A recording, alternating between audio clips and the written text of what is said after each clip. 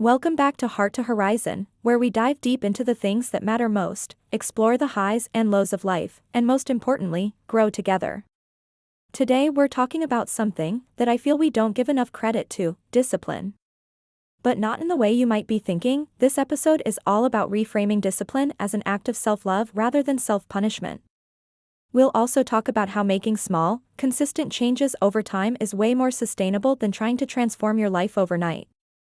So, if you've ever struggled with sticking to habits, felt frustrated when you didn't see results fast enough, or found yourself wondering why discipline feels so hard, this episode is for you. Alright, let's get into it. What is discipline? Reframing it as self-love. When you hear the word discipline, what comes to mind? For many of us, discipline can feel like a rigid, almost punishing word. Maybe it reminds you of being told to stick to a routine, follow the rules, or get things done no matter what. Often, discipline is presented as this unrelenting force that's about control and denial, forcing yourself to do things you don't want to do, in order to achieve something that feels distant. But what if I told you that discipline doesn't have to feel that way? What if instead of viewing it as a form of restriction, we saw it as an act of self-love? Think about it this way: when you care about yourself, you take actions that are in your best interest, even if they require effort. That's what discipline can be. Showing up for yourself consistently because you know that the small steps you take today will lead to a better tomorrow. It's not about depriving yourself, but about creating the life you truly want to live. And in that sense, discipline is one of the most profound acts of self-love. The pitfall of all or nothing thinking. One of the reasons we get discipline so wrong is because we often fall into the trap of all or nothing thinking.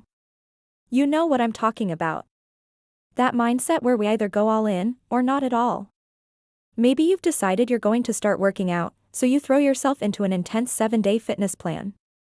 Or maybe you've decided to completely overhaul your diet and eat clean every day, starting right now. While that level of enthusiasm is great, here's the problem: drastic changes are rarely sustainable. When we try to do too much too fast, we set ourselves up for burnout. And when we don't meet the unrealistic expectations we've set, we often end up feeling like failures. This is where self-love comes in. When you truly love yourself, you're patient with your progress. You don't expect perfection overnight. Instead, you honor the fact that growth is a process, one that requires time, effort, and yes, even mistakes along the way. Small, consistent changes over time. Let's take a step back and think about the most meaningful changes in your life. Chances are, they didn't happen overnight. Maybe you built a new habit, improved a skill, or worked towards a goal that took months or even years to achieve. And how did you do it? By taking small, consistent steps over time. The truth is, small changes compound. They may seem insignificant in the moment, but when done consistently, they add up in powerful ways. Let me give you an example. Imagine you want to get stronger. If you do 1 push-up every day, that might not seem like much. But if you increase that number by just 1 each week, by the end of the year, you'll be doing over 50 push-ups a day. The same principle applies to almost any area of your life. Want to save money? Start by setting aside just a little each week. Want to read more? Commit to reading just 5 pages a day. It's not about making huge, sweeping changes. It's about taking small steps that, when done consistently, lead to big results. Trusting your own intuition and timing. Now this is where things get really personal.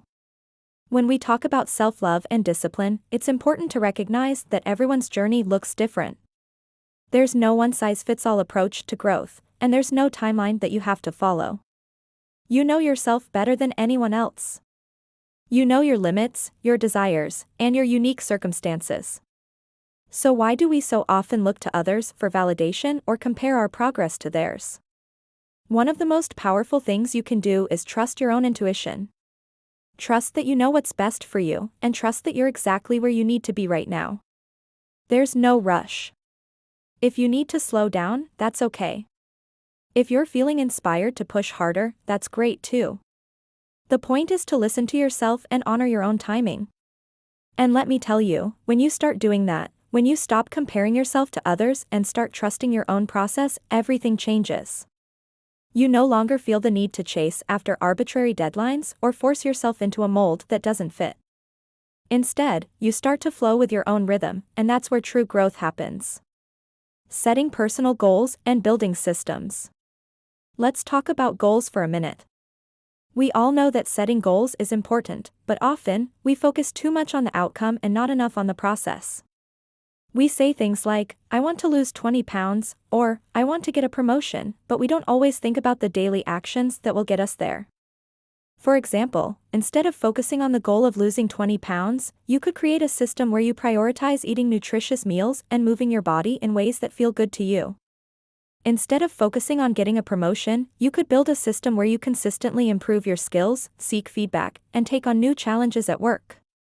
The best part? When you focus on building systems, you take the pressure off yourself to achieve immediate results. You trust that the process will get you where you want to go, and in doing so, you allow yourself to enjoy the journey. Why consistency is more important than motivation? I think it's also important to touch on the idea of motivation.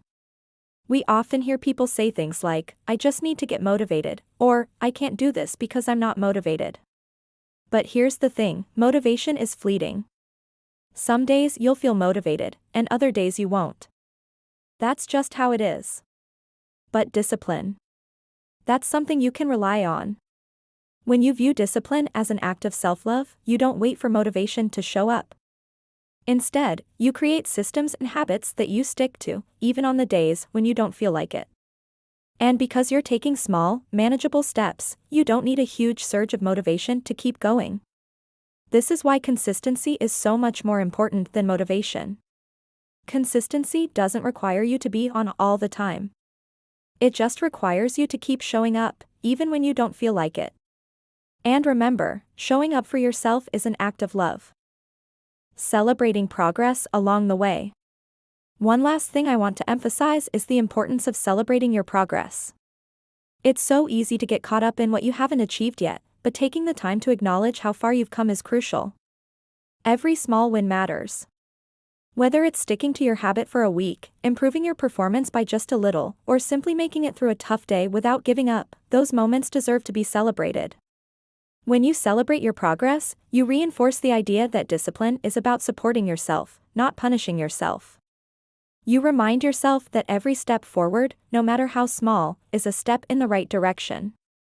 So, to wrap things up, I want to leave you with this: discipline isn't about forcing yourself to be perfect. It's about showing up for yourself, consistently and compassionately, because you love yourself enough to do what's best for your future self. Instead of trying to transform your life overnight, focus on making small, sustainable changes over time. Trust your own intuition and timing, and remember that the process is just as important as the outcome.